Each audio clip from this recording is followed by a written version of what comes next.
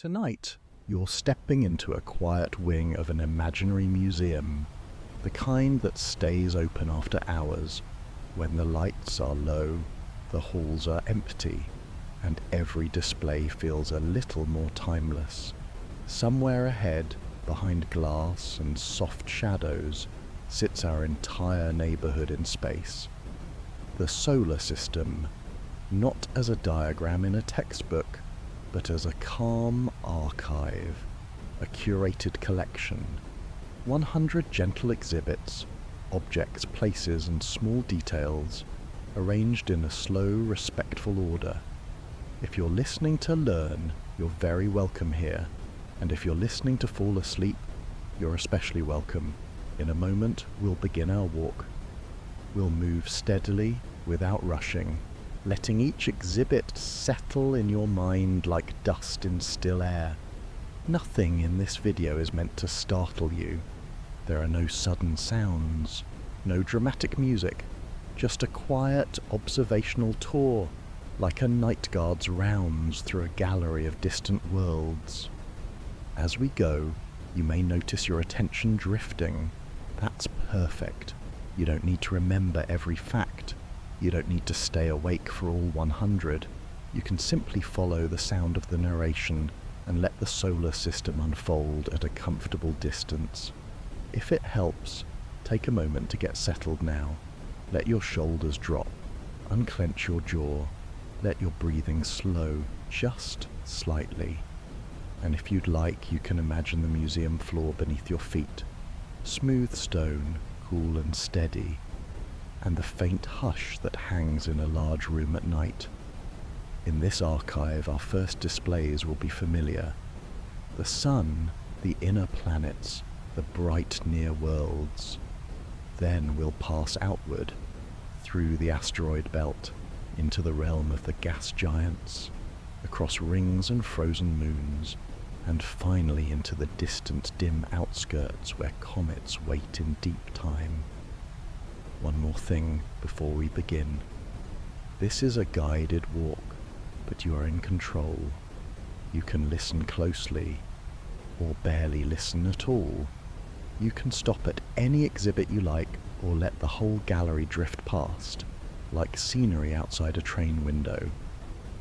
All right, when you're ready, let's begin our inventory. At the center of this archive is the object everything else quietly circles. The sun, not a solid globe, but a vast sphere of hot plasma, a bright moving surface where material rises and sinks in slow patterns. Its gravity holds the solar system together like a gentle anchor, keeping planets, moons, dust and ice in their paths. The light you know from daytime begins here, and takes a little over 8 minutes to reach Earth. For now, just let it be simple. A warm center, steady, patient, and always there. Just beyond the sun, we arrive at a small, swift world that stays close to the heat. Mercury is rocky, airless, and heavily cratered, like an old surface that has been quietly collecting impacts for billions of years. It turns slowly, and yet it moves around the sun quickly, completing its short year in only a few months. A little farther out, the next display feels softer in its light. Venus is nearly Earth-sized, but wrapped in a thick, bright atmosphere that hides the surface from view. Beneath the clouds, heat is trapped and held close, creating a world where the air is heavy and the horizon is blurred by dense haze. Then we step to a planet that feels familiar, not because it is simple, but because it is home. Earth is a living exhibit, rock, water, and air in motion. A thin atmosphere clings to the surface like a delicate film, and from a distance the planet carries its recognizable colors: deep oceans, pale clouds, darker land, and shifting weather. Nearby is a smaller companion suspended like a pale artifact in orbit. The moon shows us a face of quiet stone, bright highlands, darker plains, and countless craters. Its presence steadies tides and marks time in a slow, repeating cycle, like a clock that doesn't need to be wound. Moving onward, the gallery grows redder in tone. Mars appears as a dry, cold desert world, its surface dusted with iron-rich soil. Vast plains, ancient volcanoes, and carved channels suggest a longer story beneath the silence. A place that once had more movement and now rests in thin air and the distant sunlight. Ahead, the display cases begin to fill with smaller pieces. The asteroid belt.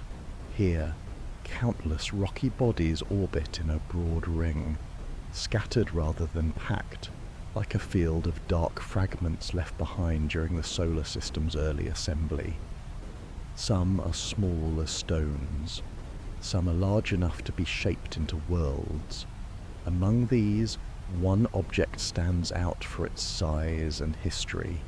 Ceres is a dwarf planet, a rounded body in the belt, quieter than the planets, but large enough for gravity to have smoothed it into a sphere. It feels like a preserved remnant from the early days, still circling in the space between worlds. As we continue outward, the scale shifts again, and the next exhibit begins to dominate the room. Jupiter is immense, a planet of gas and deep atmosphere, banded with storms and subtle colour. It's less like a surface and more like a layered system of clouds, pressure and motion. Even from far away, it feels like a presence with its own weather turning steadily in the dark. Close by, the first of its large moons comes into view, Io, a world shaped by constant internal stress. Its surface is marked by volcanic activity, as if the moon is being gently kneaded and warmed by gravity. In this museum light, it feels like a restless exhibit, not loud, but never fully still. And then, one more display nearby, smoother and quieter, Europa. Beneath its pale, cracked ice lies the suggestion of a hidden ocean, sealed under a hard shell. It looks calm, almost minimal, a bright sphere with fine lines like fractures in glass, holding its secrets in cold silence. Farther along the same corridor, the largest moon in the solar system waits like a proper world in its own right. Ganymede is big enough to feel planet-like, rounded, solid and quietly complex. Its surface shows a mix of older, darker regions and lighter grooved terrain, as if time has been layered and preserved rather than erased. Nearby, Callisto looks older still, darker, more uniformly battered, its face dense with craters. It feels like an untouched archive page, a record of impacts and ages stored in cold stone, with very little that has been smoothed away. Around Jupiter itself, another kind of exhibit surrounds the planet, not solid, but structural. A vast magnetic environment, invisible in the gallery, yet real. A region where charged particles are guided and trapped, where radiation belts and auroras mark the planet's space, like weather you can't see with your eyes. Then, gradually the light in the room seems to dim, not from a switch, but from distance. We step outward to the next giant, and the mood shifts from storms to elegance. Saturn appears with a softer palette, a pale globe with subtle bands, and a sense of calm scale. Its atmosphere is still deep and active, but it feels quieter than Jupiter, like a slower turning display, more restrained in its colours. And then, the feature that makes this hall unmistakable. Saturn's rings. They're not a single sheet, but countless particles, ice and rock fragments, arranged into thin, bright planes. From the right angle they look solid and sculptural. From another, they almost vanish like a delicate line across darkness, a structure made of many small things held together by motion. Among Saturn's moons, one stands out like a sealed container in a climate-controlled case. Titan is wrapped in a thick orange haze that hides the surface, making it feel private and distant. Under that atmosphere are rivers and lakes, not of water, but of liquid methane and ethane, a familiar idea translated into colder chemistry. A little farther, a smaller moon presents a cleaner, brighter surface. Enceladus looks pale and freshly iced, and from cracks near its south pole, fine jets of water vapor and ice drift into space.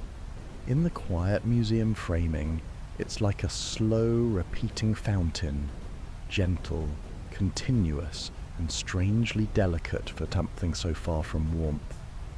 We continue outward, and the giants become more subdued, as if the solar system is transitioning from the busy inner halls to a colder archive room.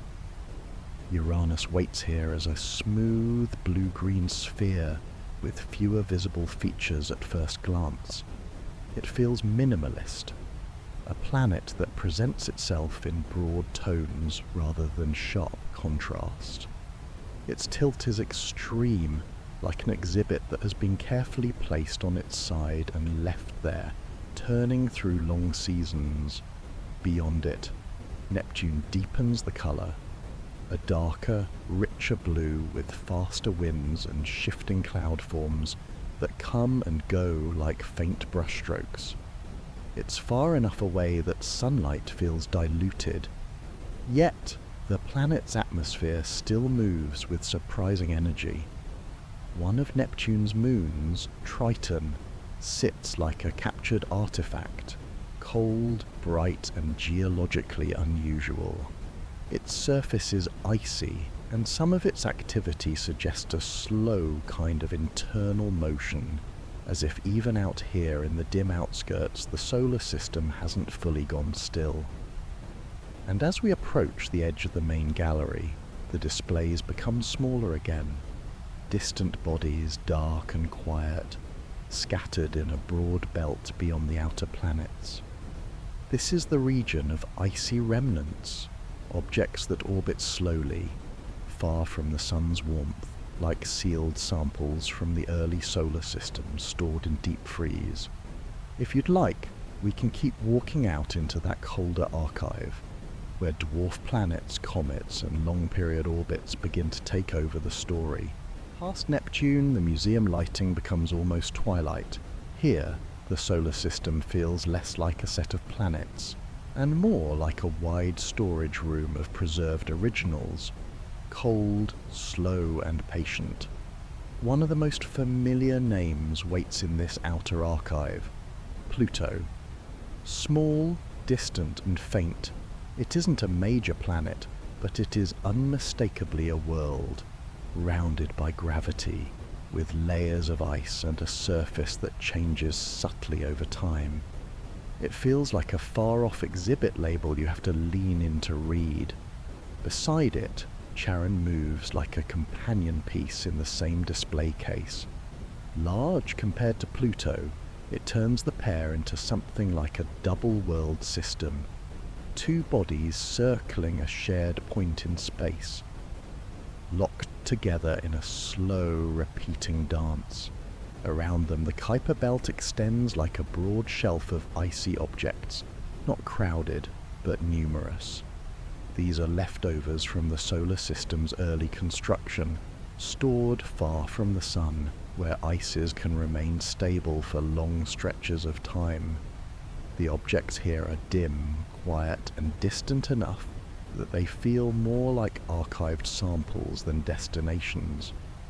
Some of them are distinct enough to be named and catalogued like rare items. Haumea, for example, is shaped in an unusual way, stretched rather than perfectly spherical, and it spins quickly as if it never fully settled.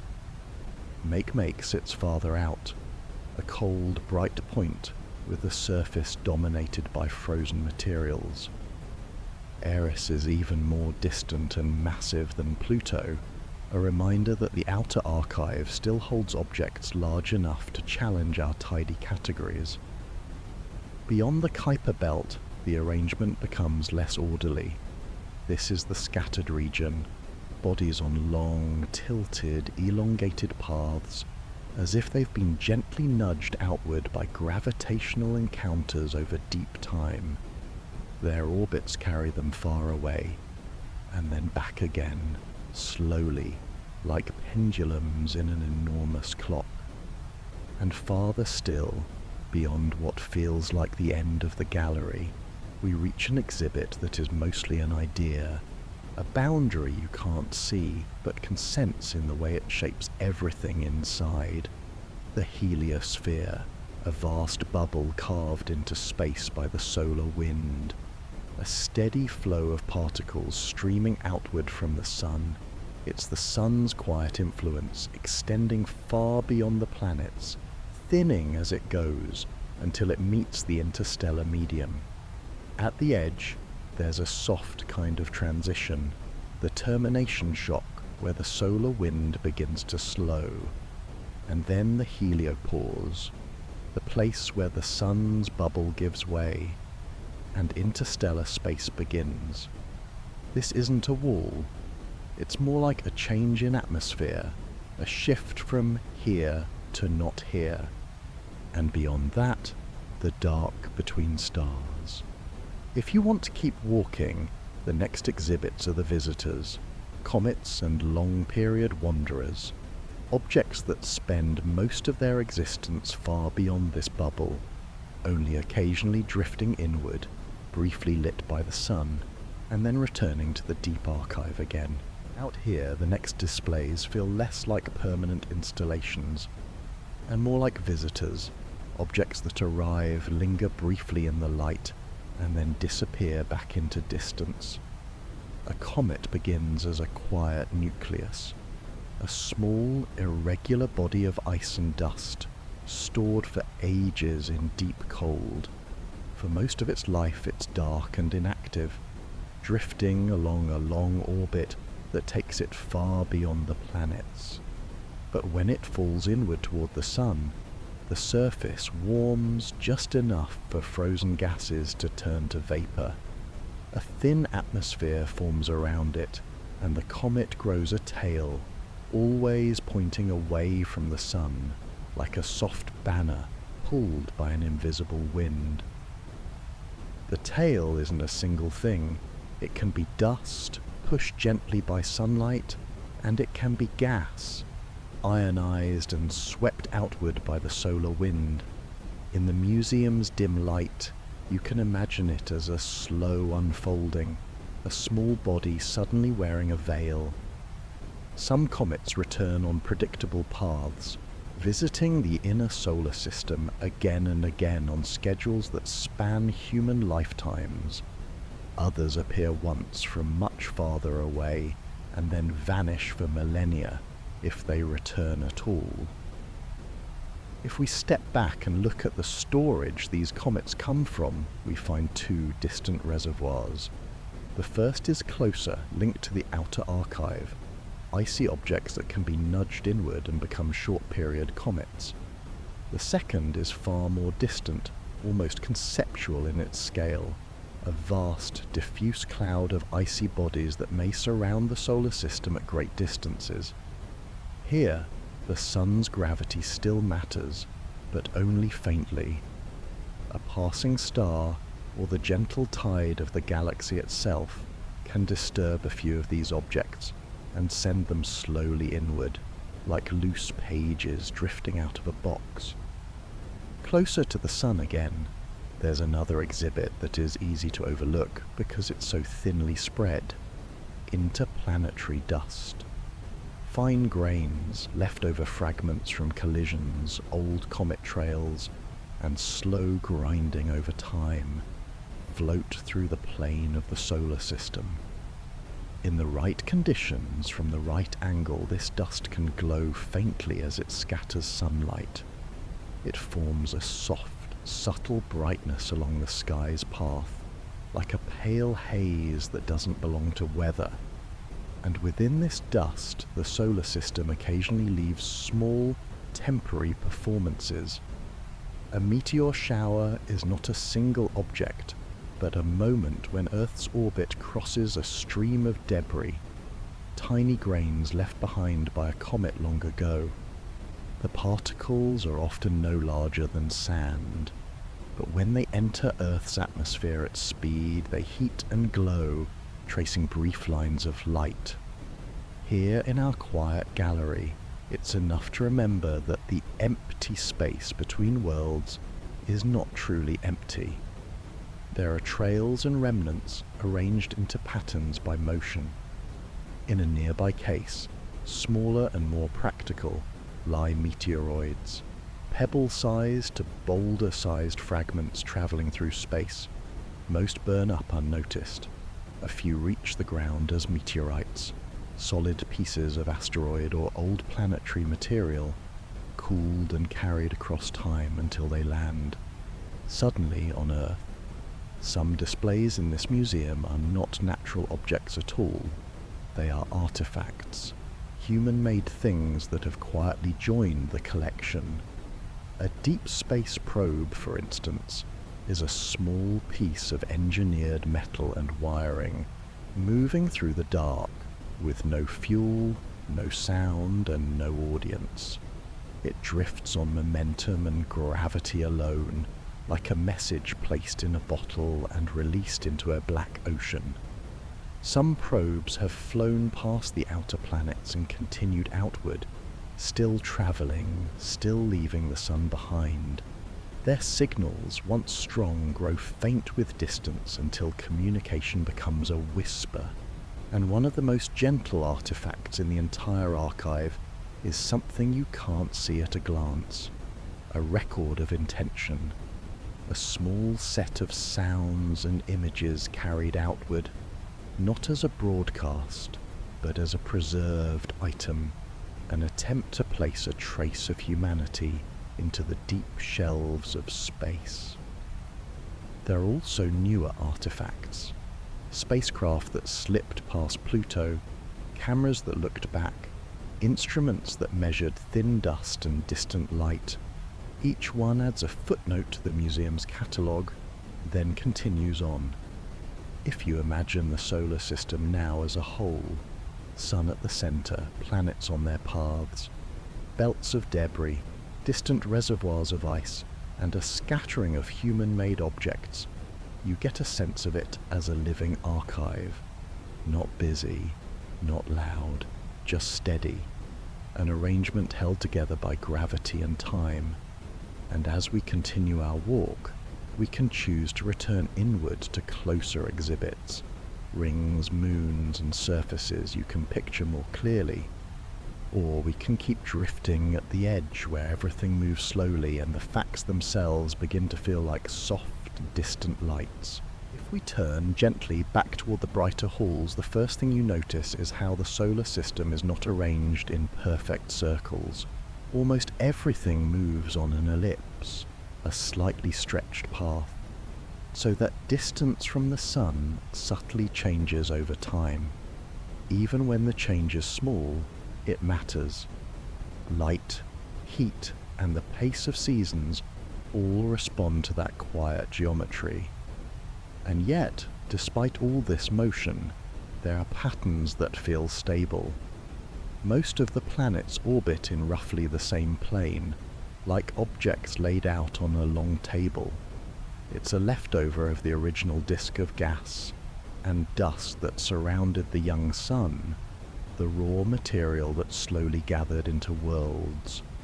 That disk is gone now, but its structure remains, preserved in the direction and shape of the orbits, like grain lines still visible in old wood. As we pass through the inner exhibits again, a new set of details comes into focus. Surfaces and atmospheres, and the way each world wears the sunlight it receives. On airless bodies, Mercury, the Moon, many small moons and asteroids, The boundary between day and night is sharp. There's no thick atmosphere to soften it, no weather to blur it, just light and then darkness. On worlds with thick atmospheres, light behaves differently. It scatters, it diffuses, it makes a sky. Venus hides its surface beneath cloud layers that reflect sunlight back into space. Titan turns the outer solar system's weak sunlight into a dim orange glow. Even on Earth, our atmosphere acts like a filter and a lens, turning raw sunlight into dawn, twilight, blue sky, and cloud shadow. It's a reminder that a planet is not just rock, but the thin layer around it too. In one quiet display, we can linger on the idea of rotation. Some worlds spin quickly, shortening their days into a rapid rhythm. Jupiter turns so fast that its atmosphere stretches into bands, and storms can persist like long-lived marks in a moving fluid. Other bodies rotate slowly. Mercury takes its time. Venus rotates in the opposite direction to most planets, a retrograde spin, as if it chose an alternative rule early on and never changed it. And then there are moons that keep one face turned to their planet, locked by gravity. The same hemisphere always facing inward, the far side always turned away. Not mysterious, just a physical consequence of time and tidal pull. Tides themselves are another gentle mechanism in this museum. Gravity is not only what keeps objects in orbit, it also subtly deforms them. A moon can be stretched and relaxed as it moves along its path, and that repeated flexing becomes heat. Io's volcanoes are one expression of this. Europa's hidden ocean may be another. Even tiny Enceladus, far from the sun, can stay active because gravity kneads it slowly from the inside. Here, in the colder halls, heat doesn't always come from sunlight. Sometimes it comes from motion, sometimes it comes from pressure, and sometimes it comes from the slow decay of radioactive elements trapped in rock, releasing warmth over long timescales like a sealed hand warmer. We also begin to notice that many objects are not isolated exhibits at all, but members of small families. Moons orbit planets, rings orbit planets, small moons orbit within rings, shaping gaps and edges like invisible sculptors. Asteroids travel in clusters, sharing similar orbits as if they were broken from a single parent body long ago. And some worlds have companions in a more balanced arrangement, like Pluto and Charon, a paired system that feels less like moon and planet, and more like two objects sharing the same quiet space. If you step back far enough, the entire solar system begins to feel like a single object, not just a list of things, but a layered structure, a bright center, a set of inner rocky worlds, a wide band of leftover stone, a region of giants, a belt of ice, a faint bubble of solar influence, and then, beyond all of it, the surrounding galaxy. In this museum, the exhibits don't sit still. They move, but they move predictably, in loops and cycles that repeat with a calm persistence. You don't have to hold all of it in your mind. Just let the shape of it settle, a quiet system held together by gravity and arranged by time. And as we keep walking, the museum begins to offer quieter, smaller details, the kind you can pass by slowly without needing to stop for long. There are worlds here with no ground you could stand on in any normal sense. The gas giants are made mostly of atmosphere, layered deeper and deeper into pressure. What looks like a surface is really just the top of a thick, moving system of clouds. If you descended, the air would grow denser, warmer, and heavier until the idea of a clean boundary disappears. A planet becomes a gradual transition, cloud, then haze, then fluid, then something stranger still. In contrast, the rocky worlds feel sharply defined, a crust, a surface, a boundary between day and night. Cratered places are like old paper. Every impact leaves a mark that stays, because there is no wind or rain to erase it. That's why the Moon and Mercury look ancient. Their faces are records. Planets with air can rewrite their surfaces. On Earth, water and wind move material constantly, smoothing edges, carving valleys, shifting coastlines, covering old scars with new layers. Mars, with its thin atmosphere and dust storms, changes more slowly, but it still changes. Dunes migrate, frost comes and goes, the planet breathes in its own quiet way.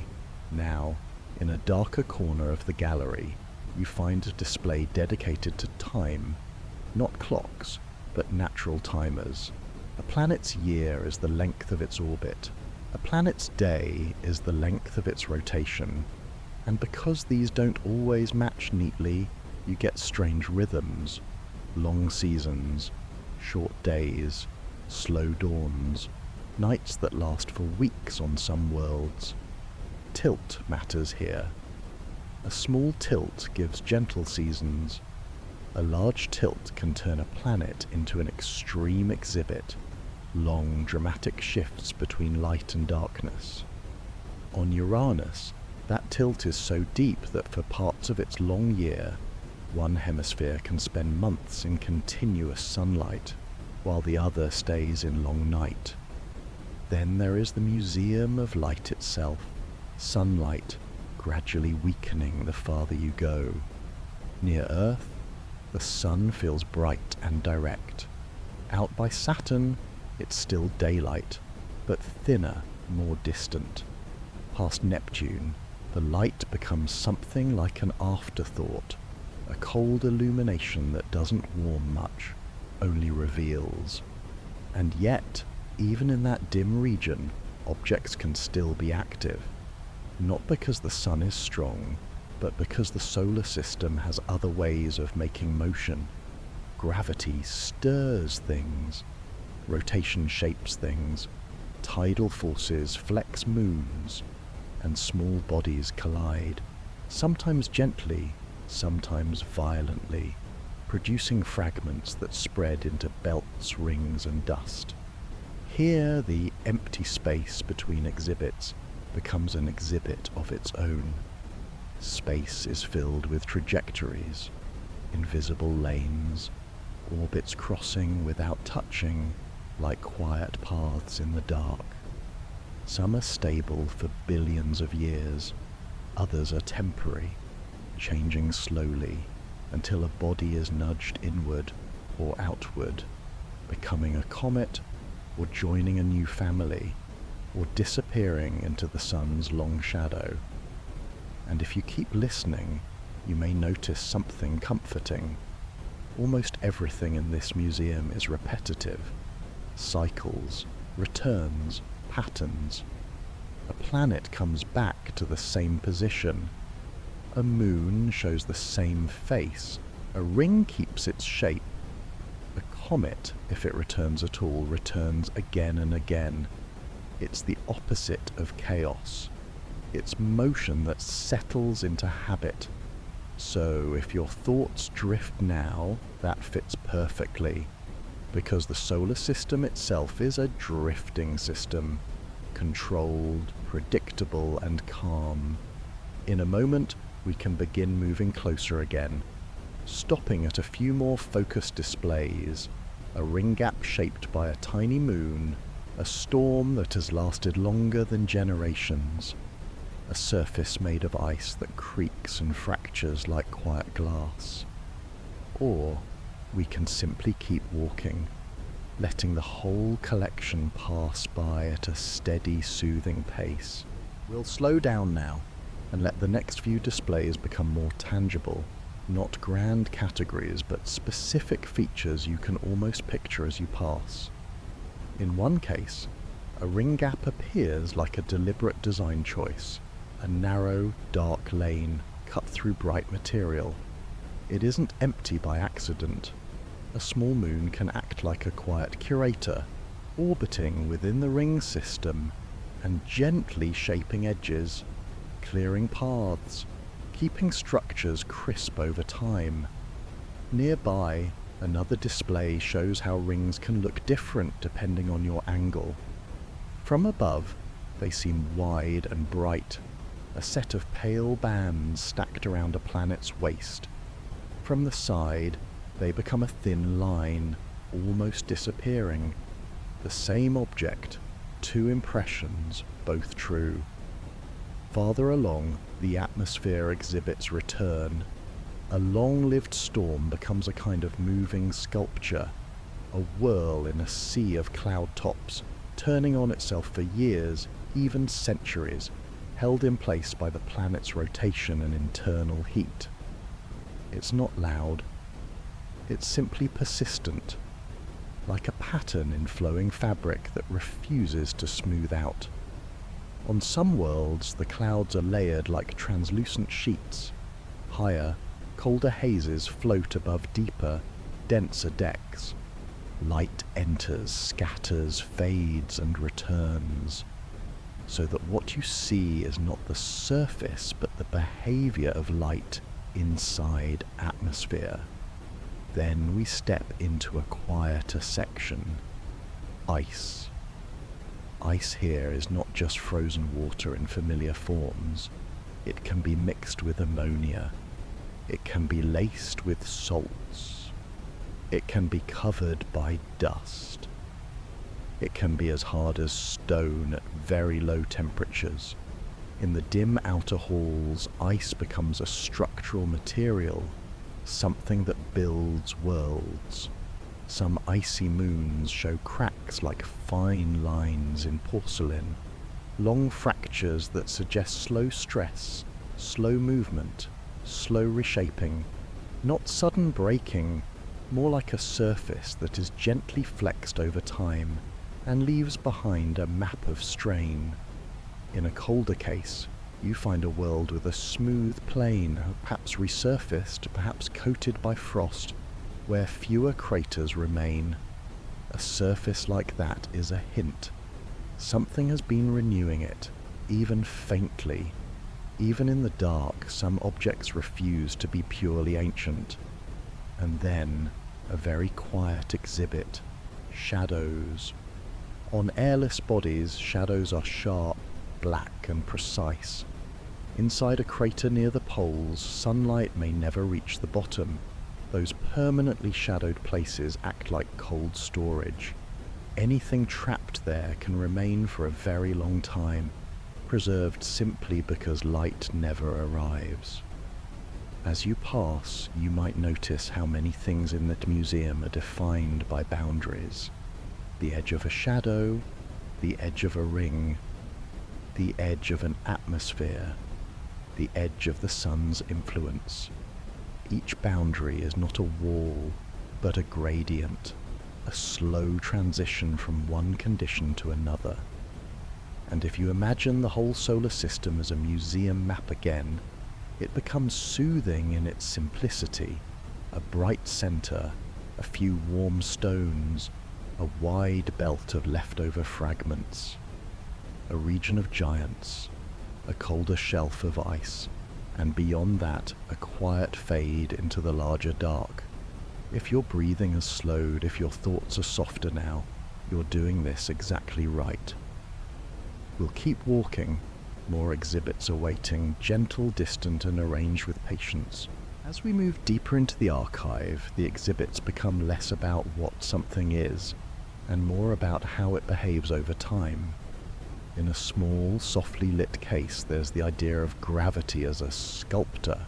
Not dramatic, not sudden, just a constant, quiet pull that rounds objects, gathers dust into rings and keeps moons close to their planets like careful attendants.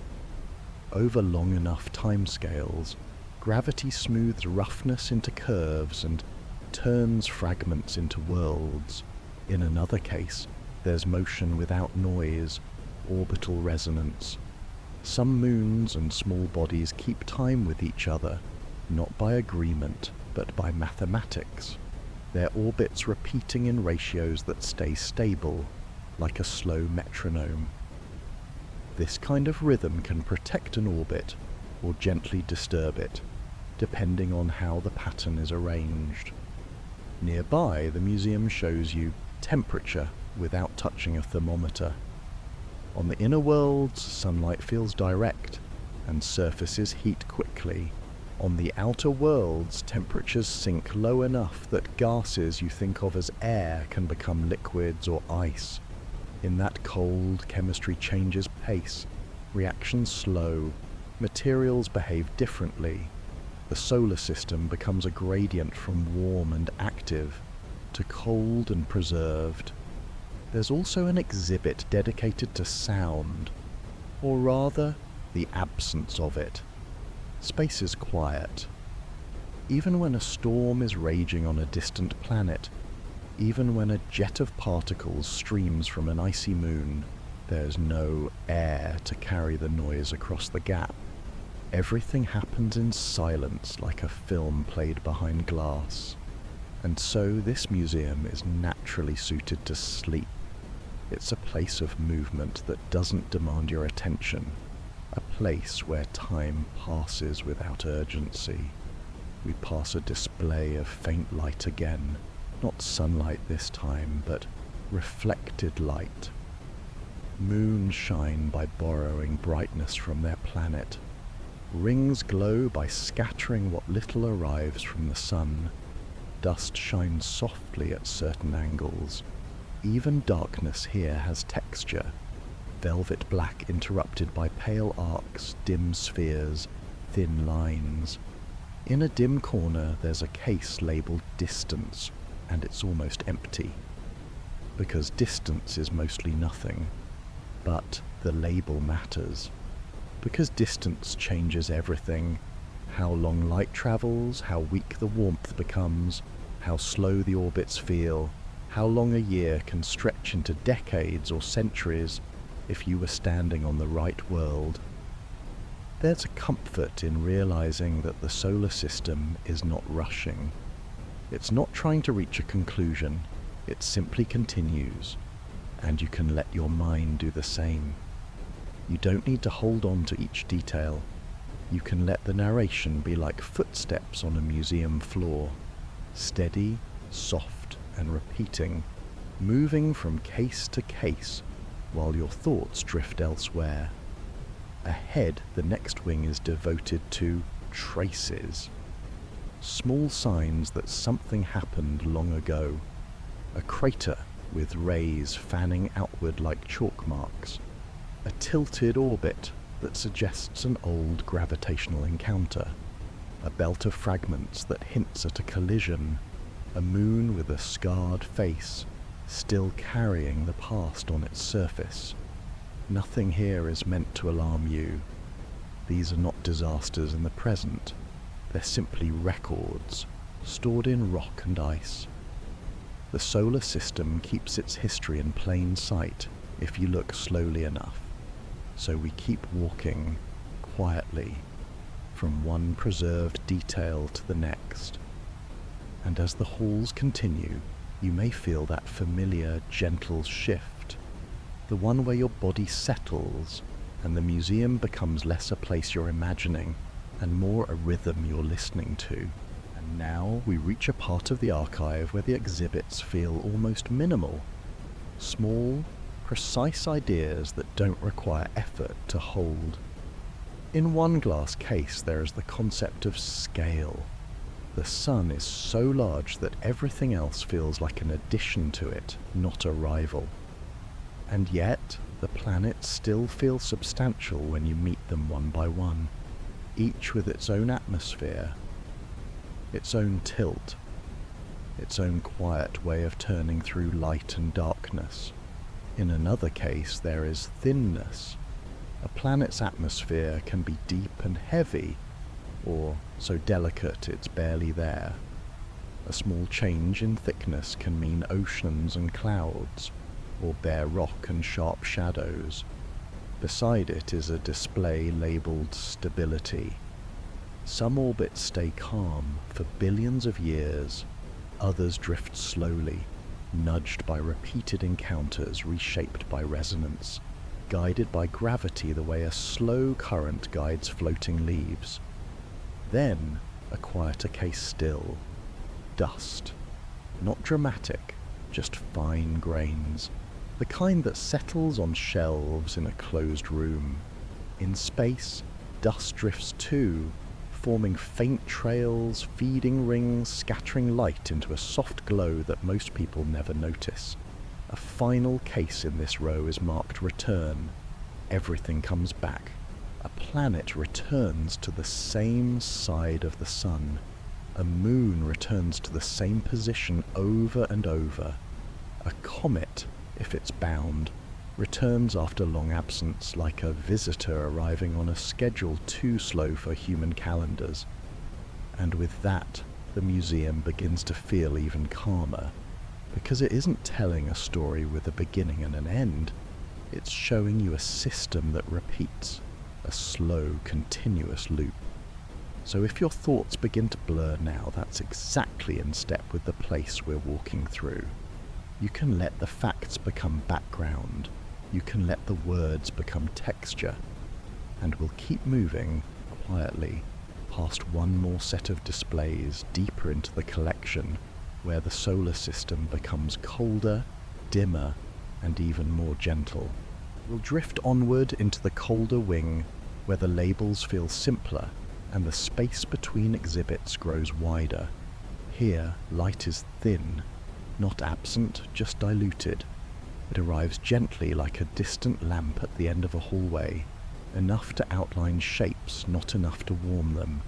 In one display you can sense stillness in the materials, ice that doesn't melt, rock that doesn't weather, surfaces that hold their marks for ages, as if the museum itself is designed for preservation. Nearby is a case devoted to slow time. Out here, years are long, orbits take their time, seasons stretch. The solar system becomes less like a clock with ticking hands and more like a pendulum that swings so slowly you almost forget it's moving. Then, a small exhibit you might miss if you walk too quickly. Faint drift. Tiny objects on wide paths. Small bodies that don't announce themselves. Dark shapes that simply continue, held in place by gravity, doing the same quiet thing for millions of cycles. And at the end of this corridor, there's one last idea, placed like a gentle sign.